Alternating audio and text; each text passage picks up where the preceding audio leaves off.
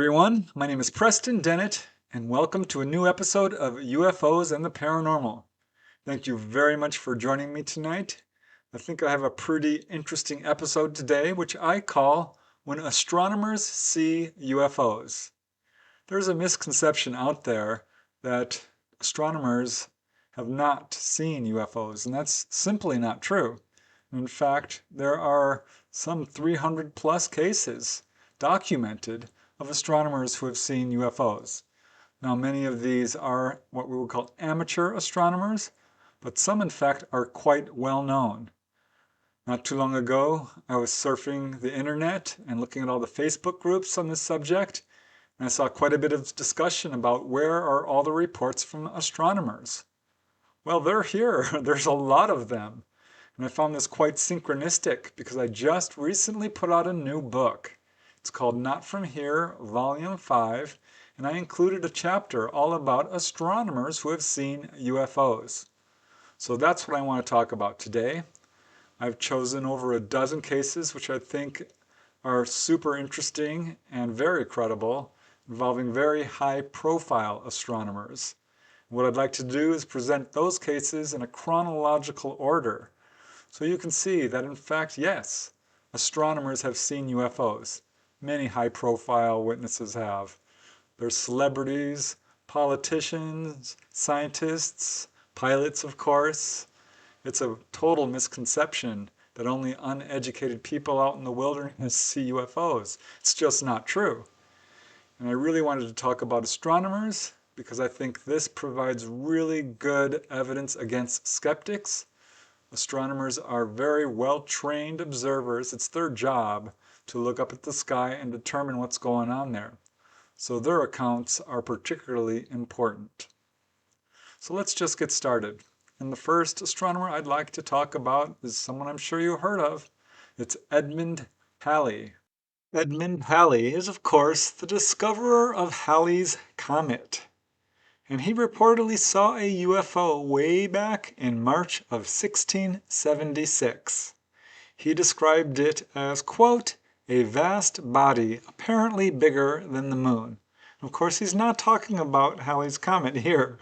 This is an object of some kind, which he estimated was about 40 miles high. And he said it made a noise, quote, like the rattling of a great cart over stones. It darted quickly across the sky, he said, and he estimated that its speed was very fast, somewhere in the excess of 9,000 miles per hour. Sounds like a UFO to me. And it wasn't his only sighting. He had a number of them.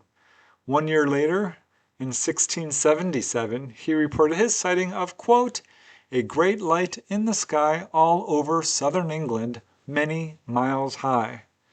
And over the years, he would have other strange sightings.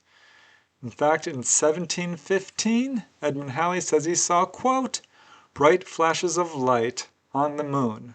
We now call these TLP, transient lunar phenomenon, which have yet to be explained. Some thought they were perhaps seismic activity on the moon, but we now know that the moon is not seismically active. So what is this? We don't know. And another sighting. On the evening of March 6, 1716, Edmund Halley says he saw an unexplained bright light in the sky, which endured, forget this, a full 2 hours. And as he wrote, in his own words, a man could easily read print in the light thrown out by the spears from this same body. It did not change for 2 hours, and then it seemed as if new fuel had been cast on a fire. So this was something out there that he could not explain. Yes, that sighting did occur many, many years ago, centuries. But wow, it's an impressive sighting, and coming from a gentleman who's quite educated in astronomy. We still talk about him today. And here's another astronomer who has been extremely influential in our understanding of what's going on in the skies above us, and that is Sir William Herschel. And he's had some really impressive sightings. Sir William Herschel is a towering figure in the field of astronomy. He was born in 1738 in Germany, but did later move to England, and he worked very closely with his sister Caroline, learning to become an expert lens grinder and later a leading astronomer. In fact, he built a 20-foot reflector telescope, which was then the largest in the world, and then he proceeded to shock the world with a series of incredible discoveries. In fact, in 1781, he discovered the planet Uranus, and this was the first new planet to be discovered in centuries. And this was followed by many other discoveries, including the moons of Saturn and Uranus, binary stars, and more, including, of course, strange lunar anomalies. In 1783, William Herschel was watching the moon when he observed several unusual bright lights on the lunar surface. He recorded this strange event and continued his observations, and 4 years later, his patience was rewarded. Again, he observed several unusual bright lights on the moon's surface. And once again, he wrote this all down. He theorized that perhaps these lights were caused by active volcanoes, but again, the moon has no active volcanoes. And he said that some of these lights appeared to be moving, quote, above the moon. So clearly, this is something flying around. Another amazing event was on the evening of October 2nd, 1790. Herschel made one of his most stunning discoveries of all. There was a total lunar eclipse on this evening, and Herschel was closely observing the moon's surface as it was plunged into the shadow of the Earth, and to his shock, as the moon's surface became covered in shadow, he still observed several bright glowing objects on its surface. In fact, he was so impressed that he wrote to the Royal Astronomical Society in England, describing his observations and saying in part, "We know too little of the surface of the moon to venture a surmise of the cause and remarkable color of these points." Now, of course, there's been a lot of research into UFO activity on the moon and some of the stuff that the astronauts allegedly found up there. It's pretty compelling stuff, but Herschel was talking about this way back in the 1700s. And not only that, he reported seeing many UFOs throughout his life, which he provided various descriptions of, sometimes fuzzy objects, sometimes, quote, round or oval, and on a few occasions, quote, disc-shaped. So these are modern day descriptions. And on some occasions, he viewed them through telescopes, and he says he could see markings on the surface of them, and these were structured craft of some kind. And he said that their movements excluded them from being explained as meteors or comets. There you go. Herschel's sightings are hard to deny, and there's quite a few of them. Makes me wonder, and as we shall see, yeah, most astronomers aren't talking about what they've seen. He did, so kudos to him. But as we'll find out, there is a bit of a cover-up going on in the astronomical field, where a lot of astronomers are simply not talking about what they've seen. But one who did is Henry Harrison. He's not super well known, but he had a very interesting and quite well confirmed sighting back in the late 1980s, which I think everyone deserves to know about. Moving up through time, sightings by astronomers continued because it was on April 12, 1879, when astronomer Henry Harrison of Jersey City, New Jersey, observed a glowing circular-shaped object, which he said appeared to be hovering at an extremely high altitude over New York Harbor. But what puzzled Harrison was the fact that this object remained in place while the stars continued to rise and set with the Earth's rotation. And after 3 hours, he was even more surprised to watch this object abruptly change direction towards the east. So apparently this is being propelled somehow.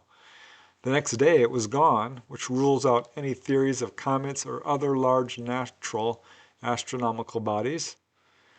So, astronomer Henry Harrison reported his sighting to the Naval Observatory in Washington, but received no response. He then contacted the New York Tribune and Scientific American, who did publish his account. And, as it turns out, at the same time of Harrison's sighting, another astronomer, Spencer J. DeVoe of Manhattanville, also apparently observed the same object, which he described as, quote, wonderfully brilliant. And, like Harrison, DeVoe was also astonished by the strange appearance and movement of the object. At one point, he took his eyes off the object. He decided to take a short coffee break, and when he returned, this mysterious object was gone, so he didn't get to see it leave. Now, astronomer Morris K. Jessup carefully studied the written reports of both astronomers, and after triangulating the numbers, he made some pretty startling conclusions. Writes Jessup, considered from any approach, this object appears to have been organic, intelligently operated, and hovering over New York City. From DeVoe's rough description of the size, this object would have been about a half mile in diameter and at an altitude of 80 to 100 miles. Now, interestingly, 2 years earlier on June 17, 1877, astronomer Henry Harrison also saw an unexplained light on the moon, which was observed by another astronomer all the way over in England. And his name, get this made me laugh, his name is Frank Dennett. As far as I know, there's no direct relation. But it could be, because we do have the name Frank in our family as well, or my family, so that definitely made me scratch my head, but just a little interesting synchronicity there. I always love it when there's multiple witnesses to a single UFO sighting, witnesses who are separated by distance and don't know of each other, because of course it lends an extra level of credibility to their sighting. And when they're astronomers, I mean, you can't deny it. They know exactly what fireballs are and satellites and, anything that's going on in the sky. That's their job. So it really behooves us, I think, to take their reports seriously. And here's another case from a very high-profile astronomer who became quite active in the UFO field in a sense. His name is Lincoln Lapaz. And when there was a whole wave of these very strange green fireballs sweeping down over a particular section of the United States, he became one of the lead investigators in them and was absolutely convinced that something very strange was going on here. And he became a witness himself. On July 10, 1947, a leading astronomer, who at the time his identity was withheld by the editors of Life magazine, he reported that he, his wife, and two teenage daughters were driving from Klein's Corners to Clovis. And this is in New Mexico. This is when they saw an elliptical-shaped object high in the clouds. The astronomer, who we now know, of course, to be Lincoln Lapaz, carefully observed the object and estimated that it was 160 feet long, 65 feet wide, and moving up to about 180 miles per hour horizontally and up to 900 miles per hour vertically. So he was very puzzled by the way the object moved in this strange wobbly motion. But most impressive to him was that this object was silent and, quote, self-luminous against the dark clouds. There was no exhaust trail, and he watched this object for nearly 3 minutes until it moved behind the clouds. And again, Lincoln Lapaz is a huge figure in astronomy and became very much involved in the studies of the green fireballs. Lincoln Lapaz is quite an impressive character, and if you look into his history and what he did in terms of research, I mean, it bleeds into Roswell as well, the fireballs of the late 1940s, early 1950s. He's got some very interesting things to say about the whole UFO field. Now, one of my favorite astronomers who has seen a UFO is none other than Clyde Tomba, who, as we shall see, is a very influential astronomer. He changed our understanding of the solar system in a number of ways, and he had a really impressive and, by the way, a multi-witness sighting of a structured craft that he himself absolutely insists was not anything conventional. In 1930, astronomer Clyde W. Tombaugh stunned the world with his discovery of the planet Pluto. Unfortunately, some astronomers have now downgraded it to a mere planetoid. That was in 2007. But the discovery of Pluto really electrified the world and earned Clyde Tombaugh a permanent place in the field of astronomy. And it was 19 years later, on August 20, 1949, that Tombaugh announced his own UFO sighting, and it failed to generate any of the kind of publicity that his discovery of Pluto did. But it was at 10:45 p.m., again on August 20th, when Clyde, his wife, and mother-in-law sat in the backyard of their home in Las Cruces, New Mexico. It was a particularly clear night, and Clyde Tombaugh noted that even the faintest stars with a magnitude of brightness of 6 magnitudes were easily visible. So these are fairly dim stars, but he could still see them. That's how clear it was, when suddenly he and the others saw something they could not identify. Flying overhead in a geometric formation were 6 to 8 blue-green rectangular shaped lights. These lights were at a pretty low altitude, he estimated, and moved quickly and silently from the northwest to the southeast, and it soon became clear to him that these lights were attached to a single solid object, which actually appeared to have about a half-dozen windows or portholes along the front and side that emitted this bright light. And Clyde Tombaugh concluded instantly that these were neither meteors nor conventional aircraft, but was clearly a, quote, solid object. So he wrote an official report to the Air Force stating in part, "All 4 of us almost simultaneously became aware of a curious bright object, almost motionless. It showed a sharp and firm rectangular outline, namely, one of a smooth elliptical character, much harder and sharper than the edges of the cloudlets.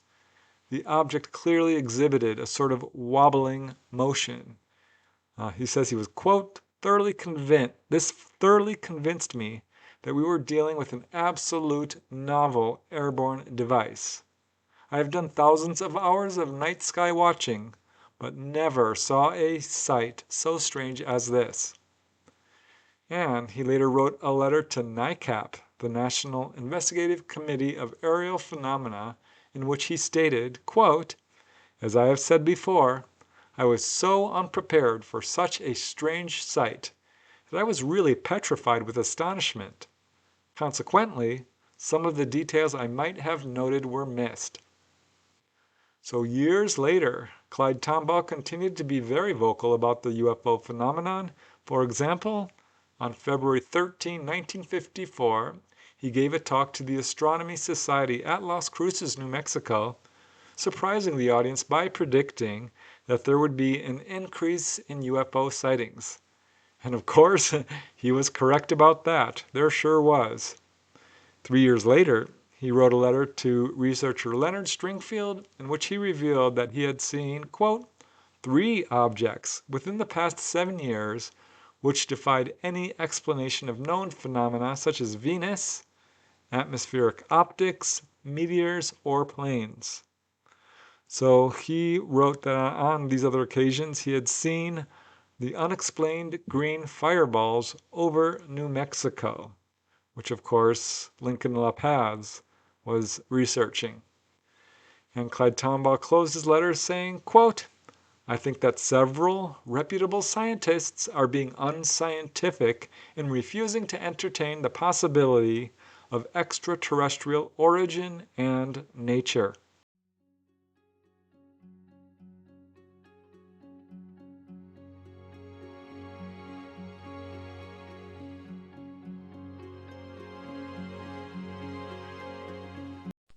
Well, of the three different types of objects that I have seen, I would say the most extraordinary one was one I saw in 1949 in August in Las Cruces from my backyard. On that particular evening, my wife and her mother and I were enjoying the cool air, and I was admiring the beautiful transparent sky with the stars, and I happened to be looking overhead, and suddenly I spied a strange group of lights moving. And I said, look.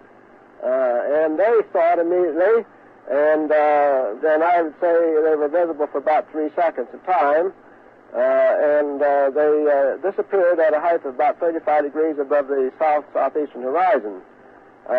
No sound, and they seemed to kind of pale out. The rectangles of feeble light seemed to foreshorten into slits. And I've never seen anything like it before or since, and I'm very much puzzled as to what the thing was. I wish we had more astronomers like Clyde Tomba, who showed no fear in going public with his sighting and actually became quite a strong UFO advocate and really pushed for other astronomers to talk about what they're seeing. But unfortunately, a lot of astronomers simply are too afraid to risk their reputation. But there's so many cases. Here's another one involving an astronomer by the name of Dr. Charles Donald Shane. He's quite a well-educated and well-respected astronomer who had a very impressive sighting. Despite allegations of skeptics, there are many accounts on record in which professional astronomers have observed UFOs, such as the following particularly credible report from astronomer Dr. Charles Donald Shane of the Lick Observatory on Mount Hamilton in Santa Clara, California. Because it was on February 16, 1950, that Shane observed a, quote, queer object, which he at first thought might be an asteroid, except for the fact that it was, he said, moving unusually swiftly. And as he says, I call this celestial phenomenon one of the most unusual objects sighted in the sky for a long time. It happens that I saw it by chance. Now he was able to obtain 8 photographs of the strange object, but no one knows what happened to these photos, or I certainly myself was not able to find them. I do wish we had access to the photographs he allegedly took. I wasn't able to find them or any evidence of what happened to them, but it's still another astronomer who had a really impressive sighting. And as we go through the years, I mean, it's just one after another after another. Lots of astronomers are seeing UFOs, and they don't know what they are. Many are concluding these are extraterrestrial craft. One very impressive and well-respected astronomer who had an amazing sighting is none other than Seymour Lester Hess. Astronomer Seymour Lester Hess is best known for his work at Lowell Observatory in Flagstaff, Arizona. And yeah, he joins the long list of astronomers who have seen UFOs. It was at 12:20 p.m. on May 20, 1950.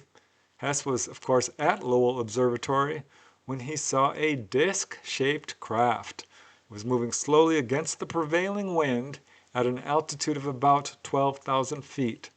So clearly not a balloon, and he said it couldn't be an airplane or a bird. There were no wings or propellers. He actually observed this object through binoculars and was absolutely convinced that it was a powered vehicle of some kind. As he says in his own words, it was extremely prominent and showed some size to the naked eye. That is, it was not merely a pinpoint. Now this object was totally silent, and as he watched, it moved across the sky and disappeared into a large cloud bank. It wasn't huge.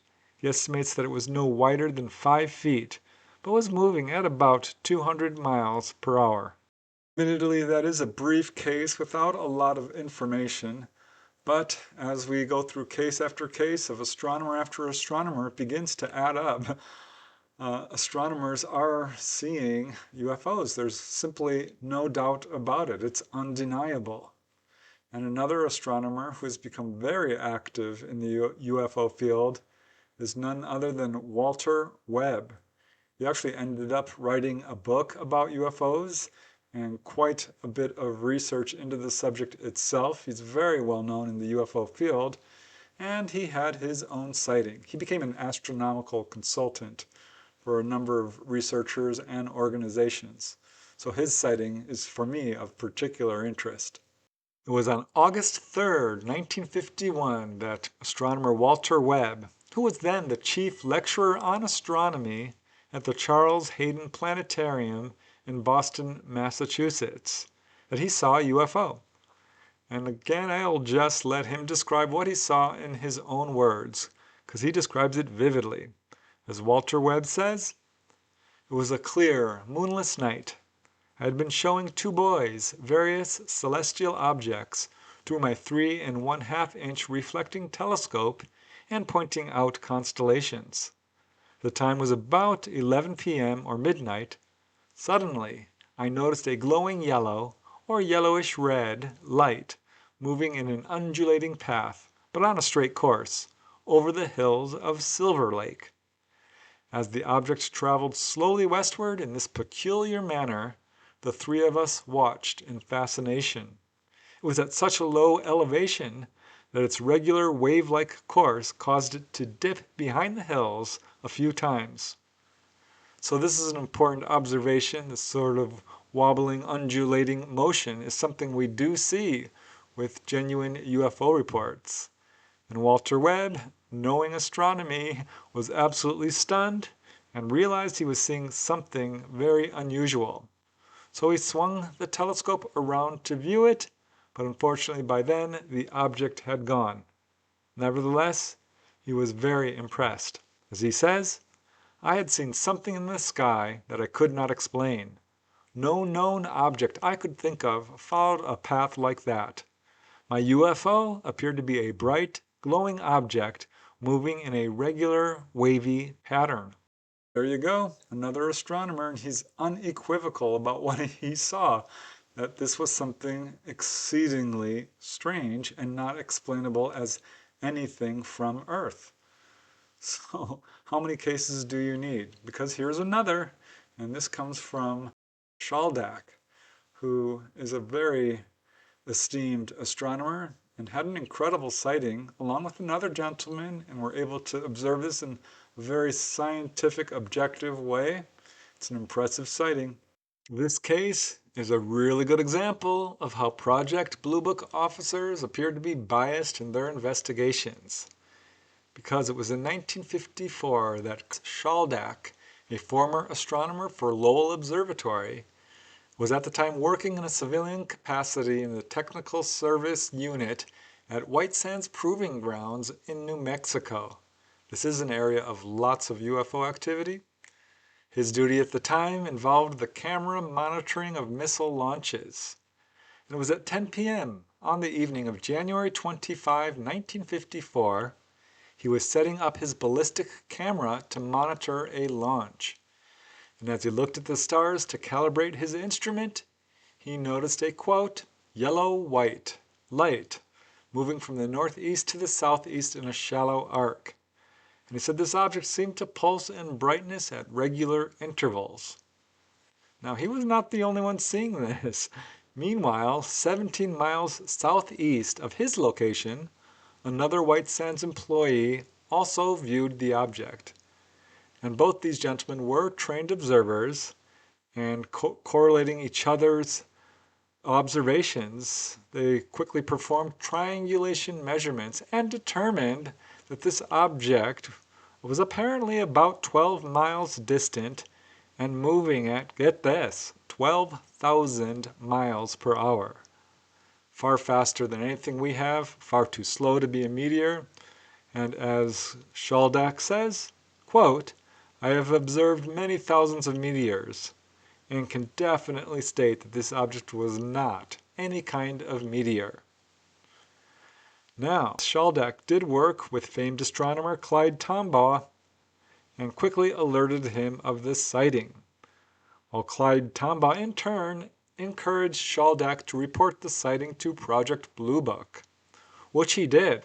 However, despite the fact that these professional astronomers insisted that the object was not a meteor, Blue Book investigators wrote in their official conclusion of the case, quote, was astronomical meteor.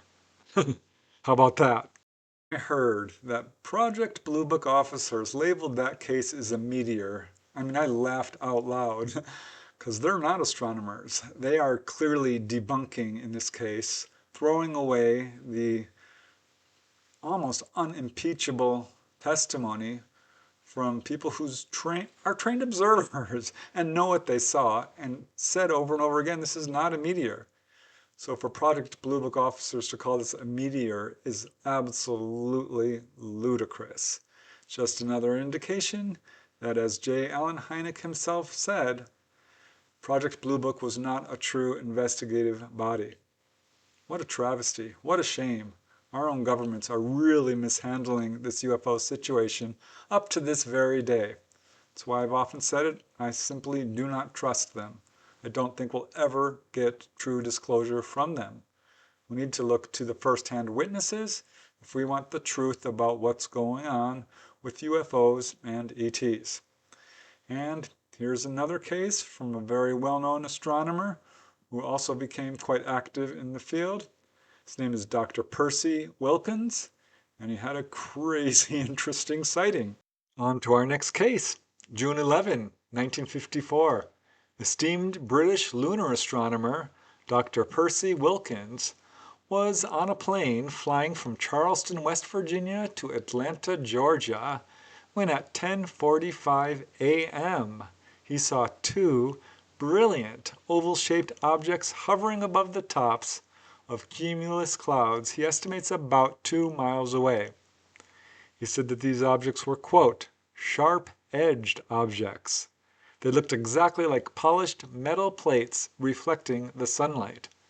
So, your classic flying saucer.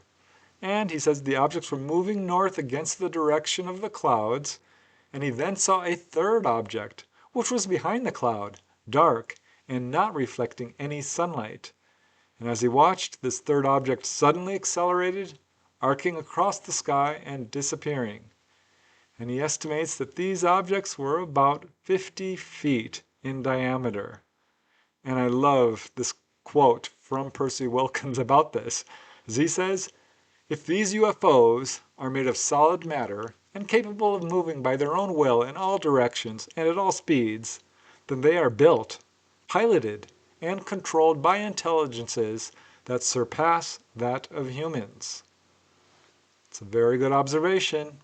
Another fantastic case, and here we have an astronomer saying flat out, I think these are extraterrestrial. And, it's one thing for people to speculate about what these are, but when you have a first-hand experience, that's knowledge that is unimpeachable. It's not speculation whatsoever. He saw it. And that's what I love about these astronomer sightings, is that they are really well educated and they can rule out all the natural astronomical phenomena such as Venus and fireballs and ball lightning and what have you. Something clearly is going on here. All these skeptics simply don't have a leg to stand on anymore because there are too many well-trained observers who have seen UFOs very close up. And this next case is probably my favorite of the bunch because it involves an astronomer who is very well known, very well educated, highly respected, and he is Frank Hallstead. And he had a really interesting sighting which he was very vocal about and talked about it without any fear of ridicule or disbelief, and actually spoke against all the ridicule and disbelief that is surrounding this subject and is causing even astronomers to remain silent. It was on November 1st, 1955 that astronomer Frank Hallstead, who was then the director of Darling Observatory in Duluth, Minnesota, he was traveling with his wife on a train through Death Valley, California. And I will just quote Frank Hallstead directly. As he says, "My wife was sitting next to the window, and she called my attention to an object which she saw, something moving just above the mountain range. Our train was running parallel to this range of mountains, and this thing was moving in the same direction as the train, just above the mountains. At first, I thought the thing was a blimp, one of those cigar-shaped dirigibles. But as I watched it, I realized it could not be a blimp. They are only about 200 feet long, and this thing was gigantic, about 800 feet long." Now, suddenly they both saw a second object swoop up behind the first, and as Frank Hallstead says, it was a disc-shaped thing. In fact, both objects were very shiny, we noticed, but this second one was definitely disc-shaped. And he estimates that this second object was at least 100 feet in diameter. And he and his wife watched it for several minutes as both of these objects maneuvered about 100 feet over the ridge. Now that certainly wouldn't be a dirigible, not maneuvering like that, not at that low altitude, certainly not in that area. And as they watched, these objects first rose slowly, then faster, and in a few seconds darted away. Blimps don't dart, so clearly not a blimp. Now later, Frank Hallstead would become a member and an advisor for NICAP, again the National Investigative Committee on Aerial Phenomena. And he has some very strong words about the whole UFO phenomena. As Frank says, "All over the world, credible witnesses are reporting experiences similar to mine. Holding these people up to ridicule does not alter the existing facts. The time is long overdue for accepting the presence of these things, whatever they are, and dealing with them and the public on a basis of realism." You go, Frank. You tell him. This is way back in 1955. He's still fighting against UFO secrecy. And we're still dealing with this darn UFO cover-up. Here he is, talking like almost 70 years ago. And we're still trying to overcome the ridicule and disbelief surrounding this subject. It's ridiculous. I think you'll agree Frank Hallstead's sighting is truly amazing. Of a structured craft, he wasn't alone when he saw it. It's a great sighting. Now, a discussion about UFOs and astronomers, of course, wouldn't be complete unless we mentioned Jacques Valle, who, as I'm sure you know, is a true pioneer in this field, has been working on UFO studies for many, many decades, and came into this field as an astronomer, very skeptical, until he had an encounter himself and saw that this subject was being covered up and evidence being destroyed. So I'd just like to provide a brief quote from Jacques Valle himself. Yeah, anyone who's been in the field of UFOs for any length of time knows Jacques Valle, the author of countless books, a very vocal person on this subject of UFOs. And he was an astronomer when he became involved in this subject. And I will just quote him directly, as Jacques says, "When I was beginning my career in science, the main argument against UFOs was that astronomers never saw them, and I found that argument convincing."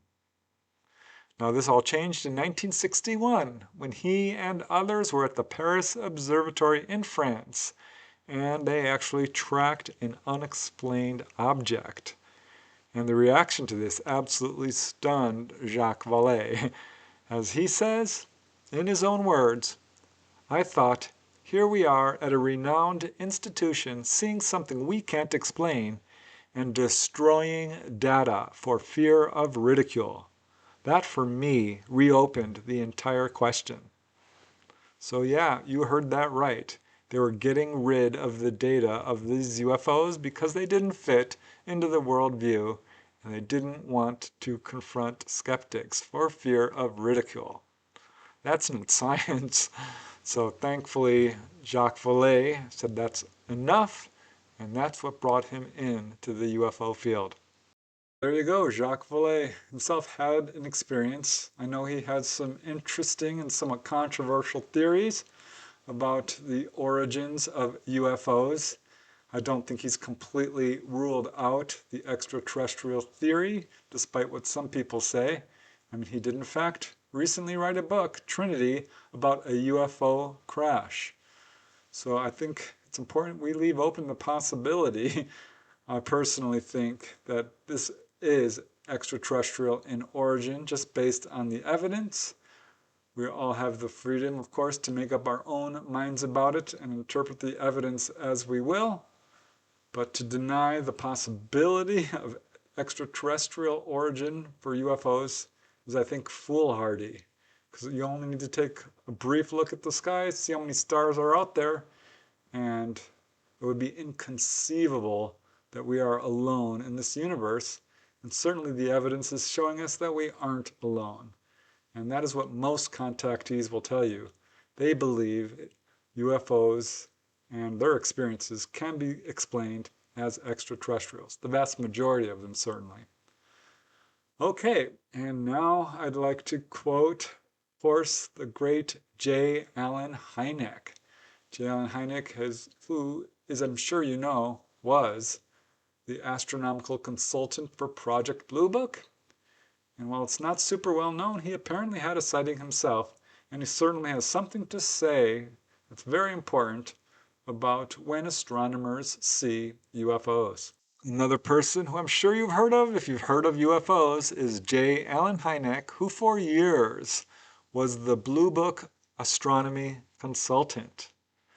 Now, in 1952, he did something very interesting regarding UFOs and astronomers. He held a conference with astronomers on this subject, which of course at the time was even more controversial. And after interviewing 45 astronomers, he learned that several of them had seen UFOs. As he says, over 40 astronomers were interviewed, of which 5 had made sightings of one sort or another. This is a higher percentage than among the populace at large. Perhaps this is to be expected, since astronomers do, after all, watch the skies. Now, Dr. J. Allen Heinik also apparently had a UFO sighting. While the exact date is unknown, and I don't believe he ever spoke personally about it, it was prior to 1972. He was on board an airline flight and saw an object outside his window moving at the same speed of the plane. He reached down, grabbed his camera, and snapped 2 photos. But what the objects were has never been determined. Yeah, Hynek is a superstar in this field. When he talks about UFOs, I think we really should listen because he's been there, he's done that, he's studied it for many, many years. Even his son to this day, Paul Hynek, is in the UFO field on the lecture circuit, carrying on the legacy of his amazing father. And another gentleman who's an astronomer and very well respected is Dr. Peter Sturk, who wrote a book about UFOs, approaching it from a very scientific method. And he found out some very interesting things about what happens when astronomers see UFOs. Dr. Peter A. Sturrock is a professor of physics at Stanford University, and he decided to tackle the UFO subject in a scientific manner because in 1977 he sent out 2,611 questionnaires, all to members of the American Astronomical Society. And about half responded. He received 1,356 responses, 62 from astronomers who said that they themselves had observed apparent UFOs. But they said, most of them, that they elected to remain silent in fear of damaging their credibility among their colleagues.